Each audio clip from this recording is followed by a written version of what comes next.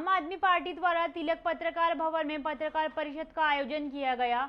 इस परिषद में आम आदमी पार्टी के कार्यकर्ता द्वारा 2017 में हुए बांस घोटाले की चर्चा की गई। इस परिषद में 2017 में बांस वन उत्पादनों से हटाने पर घोटाले और पिछले साल उपलब्ध हुई निधि के बारे में बताते हुए आम आदमी पार्टी के कार्यकर्ताओं ने पत्रकार परिषद को संबोधित किया। जीवन गौरव पुरस्कार विजेता प्रतियोगिता को भव्य कार्यक्रम आयोजित कर सम्मानित करने के प्रयास के उद्देश्य से राजनेता आशीष देशमुख इन्होंने पत्रकार परिषद का आयोजन किया। गौरव जीवन, मुद्रित माध्यम, इलेक्ट्रॉनिक माध्यम, ई मीडिया के माध्यम में गौरव पुरस्कार प्रतियोगिता के लिए भव्य कार्यक्रम का आयोजन किया जाने वाला है, ऐसा आशीष देशमुख ने पत्रकार परिषद को संबोधित करते हुए कहा। गौरव पुरस्कार आहे, त्यांना 1 लाख रुपयाची राशी आहे आणि बाकीच्यांना 31,000 रुपयाची राशी आहे, सोबत मानपत्र, सन्मानचिन्ह, मोठ्या नामांकित असे प्रमुख पाहुण्यांच्या माध्यमातून भारदस्त अशा कार्यक्रम आयोजित करून ह्या सर्व लोकांना यथोचित सन्मानित करण्याचे आमचे प्रयत्न आहेत। पिस्तौल लेकर घूमने वाले 2 आरोपियों को गुप्त जानकारी के आधार पर पेट्रोलिंग कर रहे गणेशपेट क्राइम ब्रांच पुलिस ने गिरफ्तार कर लिया। इन आरोपियों के पास 2 देसी बनावट की हैंडमेड पिस्तौल और मैगजीन ऐसा कुछ 60,000 का माल बरामद किया गया। पुलिस से मिली जानकारी के अनुसार ग्रामीण बनावट की पिस्तौल को लेकर घूमने वाले आरोपी कांजी हाउस निवासी सागर गौर और लखन रायखवार आदर्श नगर झोपड़पट्टी निवासी है। उनके पास से पुलिस ने 60,000 रुपए का मुद्दे माल जब्त किया है। पुलिस द्वारा आगे की कार्रवाई शुरू है। दिनांक 15/12/2020 रोजी क्राईम युनिट 1चं पथक पेट्रोलिंग करत असताना त्यांना एक गोपनीय माहिती मिळाली होती की पोलीस स्टेशन गणेशपेठच्या हद्दीत आदर्शनगर झोपडपट्टीच्या परिसरात 2 युवक देशी पिस्टल घेऊन फिरत आहेत। तर ह्या गोपनीय माहितीच्या आधारे आमचं पथक त्या ठिकाणी गेलं आणि त्यानंतर त्या ठिकाणी संबंधित इसमांकडे अंगझडती घेतली असता आम्हाला त्याच्यामध्ये दोन्ही व्यक्तींकडे प्रत्येकी 1 देशी बनावटीचं पिस्टल मिळालं। त्या ठिकाणी लगेच दोन्ही इसमांना ताब्यात घेतलेले आहे।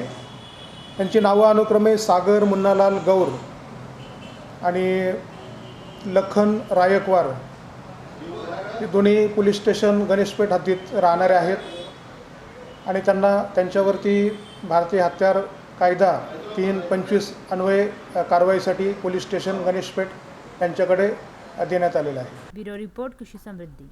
एक निजी अस्पताल में मरीज की मौत होने पर परिजनों ने काफी हंगामा किया।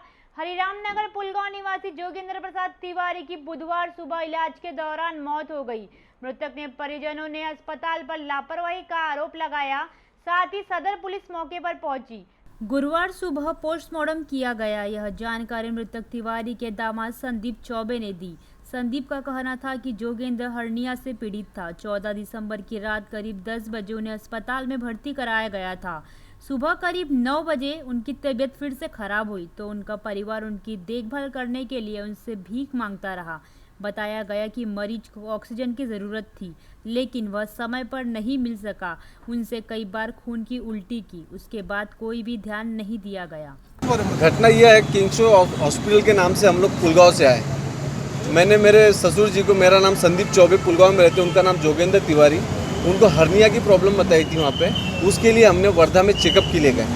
वहाँ के डॉक्टर ने उनको ब्लड की उल्टी हुई है, तो उसकी वजह से वो घबरा कर वो बोले सेवाग्राम हॉस्पिटल है वहाँ का बड़ा, वहाँ लेके जाओ। तो हमने वहाँ न ले जाते हुए किंग्सवे हॉस्पिटल का नाम सुने थे किसी से, तो यहाँ पे ट्रीटमेंट अच्छी मिलती है।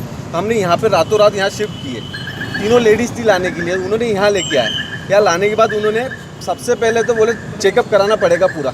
अभी मैं डीएम साहब के साथ से बैठ के आ रहा हूँ। ये बोलते हैं कि मैंने उनसे पूछा कि अगर हमारा कस्टमर क्रिटिकल था तो आपने आईसीयू में क्यों नहीं रखा। तो उनका कहना यह है कि भैया हमको ये पता नहीं चलता है कि कौन कस्टमर मरने वाला है और कौन नहीं। हर किसी को खून की उल्टी होती है तो वो मरेगा ही, ऐसा जरूरी नहीं है। तो जब आपने चेकअप जो नहीं करवाया तो चेकअप का पैसे कैसे ले लिया आपने? तुमने सीटी स्कैन करवा लिया, एंडोस्कोपी करवा ली, उसके बाद में आपको पता नहीं चला। जो आप बोल रहे हो कि खून की उल्टियाँ क्यों हो रही है, तो आपके जूनियर डॉक्टर बोलते हैं हमको रात में कि भैया जो दवाई दी है वो बाहर आ रही है, पेट साफ हो रहा है, चलो हम तसल्ली कर लिया, हमने पेशेंट को समझा दिया कि घबराओ मत, ये खून की उल्टी नहीं है, आपका खून पेट साफ हो रहा है। रात में उनको पेशाब जाने के लिए, उठने के लिए उनको यूरिनर बैग नहीं लगा पाए वो लोग कि पेशेंट को लगा दो। अब उनको खड़े होकर जाना था, अब वहाँ पे उनका जो वार्ड बॉय होता है वो तक नहीं था, ले जाने के लिए मैं लेके गया। ले जाने के बाद अब खड़े खड़े उनको चक्कर आके गिर गए। मैं अकेला कैसे संभालूँ, अकेला संभाल के मैंने नीचे रखा, तो जो बाजू के पेशेंट के साथ में होते हैं वो लोग उठाने के लिए आए। वो उठा के आए, तब पेशेंट को बेड पे लेके गए, वहाँ उनको ऑक्सीजन दिया गया। ऑक्सीजन देने के बाद में आधे घंटे बाद निकाल दिया कि भैया आप पल्स रेट आपकी सही है, ऑक्सीजन निकाल लो। बोला सर पाटिल साहब कहाँ हैं, जो देख रहे पाटिल साहब है कहाँ पे? बोले डॉक्टर साहब को सब मालूम है, ये जो हो रहा है उन्होंने ही बताया है कि अंडर ऑब्जर्वेशन दो दिन तक रखना है। हम अभी उनको दवाई दी है, उससे क्लियर नहीं होता है तो हम सर्जरी करेंगे। बोला उनका दर्द सह नहीं जा रहा, उनको एक बार देख तो ले। रात कैसे भी निकल गई, सुबेरे हुआ, सुबेरे ड्यूटी चेंज होती है, चाय बिस्किट आया। बोला मैडम ये खिलाना पड़ता है? हाँ बोले सॉफ्ट, क्या बोलते सॉफ्ट डाइट डॉक्टर ने अलाउ किया है, चाय बिस्किट। तो 2 बिस्किट खाया और चाय पिया दी। उसके थोड़ी देर बाद से उनको सांसों में सांस लेने में तकलीफ होने लगी। बोले बेटा मेरे को थोड़ा सा ऑक्सीजन चढ़ा दे, 9 बजे की बात है, ऑक्सीजन चढ़ा दे। मैं डॉक्टर साहब को बोला डॉक्टर साहब थोड़ा बीपी तो देख लो तो नहीं हुआ। तो तब उन्होंने 15 मिनट के बाद में बीपी चेक किया। बोले हाँ ठीक है, लो है। मतलब लो है तो ठीक है, क्या तुम इलाज तो करो। हाँ ठीक है चल रहा है, O2 लगा दो, ऑक्सीजन लगा दो। मतलब चलो तसल्ली मिली, पापा लगा रहे। बेटा 9:30 बज गए, बेटा मेरे को सांस नहीं लेते आ रही तो ऑक्सीजन लगवा दे। 9:45 10 बज गया, किसी ने ऑक्सीजन नहीं लगाया। मैंने भी चिल्लाया, गाली दी, गाली तो नहीं चिल्लाया। तब जाके उन्होंने वो मशीन देखी, तो मशीन से उनका ऑक्सीजन सप्लाई नहीं हो रहा है, उनके पास सिलेंडर नहीं है ऑक्सीजन लगाने के लिए। वो बेड हटा के पेशेंट को हिला के दूसरे जगह लगा के मशीन में ऑक्सीजन दे रहे, तब तक मेरे हाथ में उन्होंने इतनी सारी उल्टी कर दी ब्लड की, और वहीं पे दम तोड़ दिया। उसके बाद में भी वो 15 मिनट तक कोई नहीं आया। बाद में दबाते रहा। उसके बाद डॉक्टर लोग आके बोले तुम भाग जाओ यहाँ से, हम करते, तुम भाग जाओ। मुझे वहाँ से भगाने लगे। बोला मेरा बाप तो गया। बोले नहीं हम कर रहे। फिर डॉक्टर साहब मतलब पाटिल साहब कहाँ है, पाटिल साहब का आने का नाम नहीं, और वहाँ पे कोई जिम्मेदारी ले नहीं रहा है। बोला क्या हो रहा है? बोले हमने पल्स वापस लेके आइए, आईसीयू में शिफ्ट कर रहे हैं। मतलब पल्स दिखा दो मुझे कहाँ है? बोले वो दिखा नहीं सकते हम, पल्स हम लेके आ रहे हैं, हम कोशिश कर रहे हैं, भगवान भरोसे है। मतलब भगवान नहीं, मेरे को पाटिल साहब पे भरोसा है। पाटिल साहब को बुलाओ, पाटिल साहब का आने का नाम। कौन से डॉक्टर के अंडर में ट्रीटमेंट चल रहा था उस समीर पाटिल। समीर पाटिल। और अब आपकी मांगनी क्या है, आपकी डिमांड क्या है? मेरी डिमांड ये है कि ये तो हॉस्पिटल ही बंद करा दो यार। यहाँ पे ऐसी मौत हो रही, जो छोटे से इतना बड़ा हॉस्पिटल पैसे लेके, छोटा सा अगर तुम ऑक्सीजन से किसी पेशेंट की, चलते फिरते पेशेंट की मौत हो रही है, तो किस काम का हॉस्पिटल यहाँ क्यों आना चाहिए? आपसे कितने पैसे लिए अभी तक? अभी तक 25 से 30 हज़ार के ऊपर का बिल हो चुका है इनका। अभी तो बिल बनाया भी नहीं है।